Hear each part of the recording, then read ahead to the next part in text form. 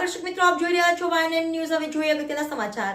હરની boat દુર્ઘટનામાં 12 વિદ્યાર્થીઓ અને 2 શિક્ષકોના મૃત્યુ થયા હતા, જેને લઈને વડોદરા જિલ્લા શૈક્ષણિક સંઘ સંકલન સમિતિ દ્વારા મૃતકો માટે પ્રાર્થના સભા યોજવામાં આવી હતી। હરની બોટ દુર્ઘટનામાં 12 માસૂમ બાળકો અને 2 શિક્ષકોના મૃત્યુ નિપજ્યા હતા, જેને લઈ વડોદરા શહેર જિલ્લા શૈક્ષણિક સંઘ સંકલન સમિતિ દ્વારા આજે મૃતકોના માટે પ્રાર્થના સભા યોજવામાં આવી હતી।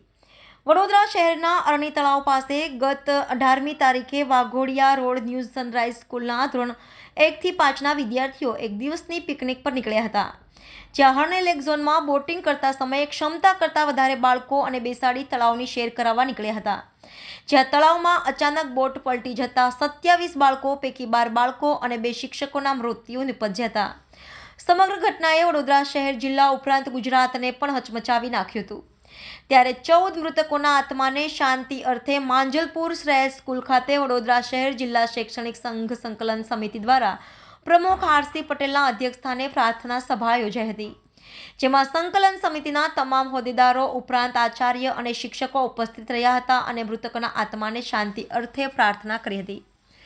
Reporter Rahul Rajput, YNN news, Vadodara.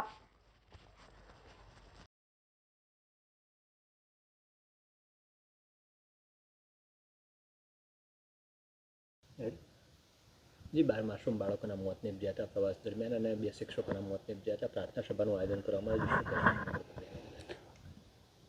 હરણી તળાવ ખાતે 18 તારીખના રોજ જે દુઃખદ ઘટના બની છે એના માટે વડોદરા શહેરમાં સંઘ સંકલન સમિતિ તમામ મૃતક બાળકો અને શિક્ષિકાઓ બહેનોના જે મૃત્યુ થયા છે એના માટે એમના આત્માને ચીર શાંતિ અર્પે એના માટે સમગ્ર સંઘ ભેગા થઈ અને આજે પ્રાર્થના સભાનું આયોજન કર્યું છે અને સંઘ આ ઘટના માટે સંઘ દુઃખની લાગણી અનુભવે છે। શું કહેશો આરોપીઓ માટે?